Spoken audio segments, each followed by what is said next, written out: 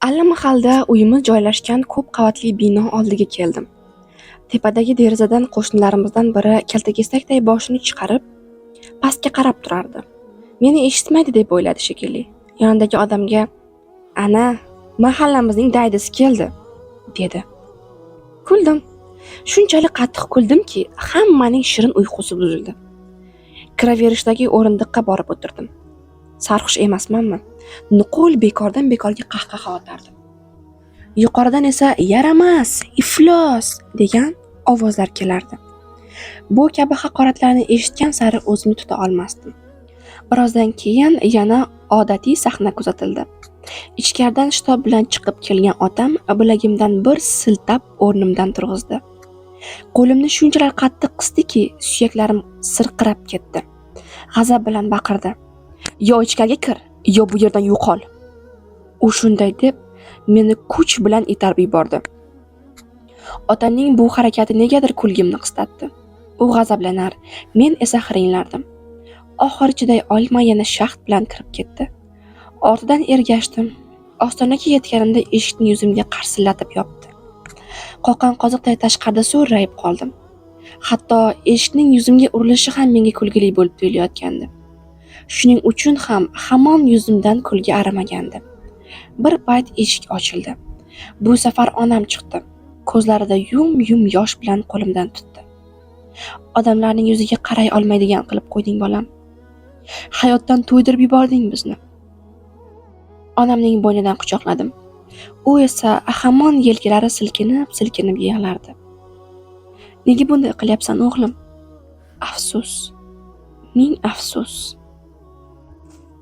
Onamga nimadir demoqchi bo'lardim-u, ammo tayinli so'z topolmasdim. U qo'limdan tutib, asta ichkariga yetakladi. Yotoqxonamga kirib, o'rnimga cho'zildim. Uyg'onganimda allaqachon tush vaqti bo'lgandi. Quyosh nurlari parda chetlaridan sizib kirib, qovoqlarimni cho'g'day kuydirardi. Telefonim esa tinmay jiringlardi. Boshim tars yorilgudek bo'lib og'riyotgan esa-da, cho'zilib, bir amallab telefonni oldim. Tezroq ekan. Yana joyiga qo'ydim. Telefonga javob bergim yo'q edi. Onam ichkariga toza havo kirsin, deya darchani ochib qo'ygan ekan. Ichkarida yengil va yoqimli shabada esardi. Derazadan tashqariga qaradim. Havo chindan ham ajoyib edi. Qushlarning chug'ur-chug'uri ko'chada o'ynayotgan bolalarning qiy-chuvlari bilan qo'shilib ketgandi. Pastdan qaysidir shallaqa ayolning asabga tegadigan shang'illashi eshitila boshladi. Ovoz qay tomondan kelayotganini bilish uchun atrofga alanglab, diqqat bilan quloq sola boshladim. Shu payt Surayyo nozikkina yelkasiga sumkasini ilgancha o'tib ketayotganligini ko'rib qoldim. U mahallamizning eng chiroyli qizi edi.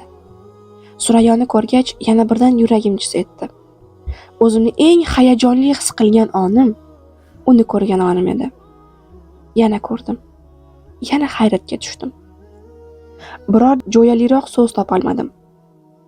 Nuqul qosh qo'yaman deb ko'z chiqarardim. Bor jur'atimni to'plab pastga qarab baqirdim. "Surayyo!" Ovozimni eshitdi. Bir zum garangsirab turgach, darrov hushyor tortib, qadamlarini tezlatdi. Betimning qattig'i jonimning huzuri deganday yana bir marta chaqirdim. "Surayyo!" Ovoz meniki ekanini payqagandi. Endi chopa boshladi. Orqasidan baqirib qoldim. "Istaganingcha yugur, mendan qochib qutula olmaysan." Surayyo sevgan qizim. Uni qattiq yaxshi ko'raman, ammo negadir menga qayrilib ham qaramaydi. Hamma narsa bir tomon, u bir tomon. Hali biror marta bo'lsin gaplashmaganmiz. Men esa buning sababiga qiziqardim. Bu orada xonaga onam kirdi. Kayfiyati tund edi. Patnisdagi nonushtani burchakdagi stol ustiga qo'yib, indamay chiqib keta boshladi. "Oyi, tinchlikmi? Ona degan bolasiga mundoq xayrli tong demaydimi?" Onam xafahol bir tarzda ortiga o'girildi va ko'zlarimning ichiga boqdi. "Xayrli tong deyishga imkon qoldirdingmi o'g'lim? Qara, pastdagi qo'shnimiz sen tufayli uyini sotdi. Mana endi ko'chib ketyapti. Mahalladagilarning bari bizga nafrat ko'zi bilan qaraydi. Otang ham uyni sotishni o'ylayapti. Yana nima dey? Ortimizdan aytiladigan gaplarni eshitsa-ku, hatto..." ilon ham ko'z tashlab yuboradi. Senchi? Sen nima qilmoqchisan? Nima deyishni bilmay tilimni tishlab qoldim. Jim turganimni ko'rgach, onam kuyinib so'ylay boshladi. O'g'lim, bolajonim, kemani bu holda boshqarib bo'lmaydi. O'zingga kel, bas qil. Onam yig'lar, ko'z yosh to'lgan qaroqlari ila menga termilib yolvorardi. Bolam, iltimos o'zingga kel. Bolam, iltimos o'zingga kel. Senga nima yomonlik qilgandikki, bizga bu kunlarni ravo ko'ryapsan? Boshqa chidolmayman. Qayt bu borsa kelmas yo'ldan. Har o'qigan namozimda seni duo qilaman. O'zingga kel. O'zingga kel. Onam ko'z yosh bilan yuzlari yuvilib yalinar. Men esa bundan zig'ircha bezovtalik his qilmasdim. Go'yo shuncha gap devorga aytilayotganday.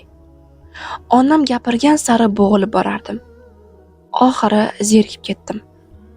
Tezroq gapini tugatsa-yu keta qolsa, deb o'ylardim. Boyaqish naq yarim soat yuragini to'kib soldi. Keyin esa xonani chorasizlarcha tark etdi. Men esa nonushtamni qilib, o'zimni yana ko'chaga otdim.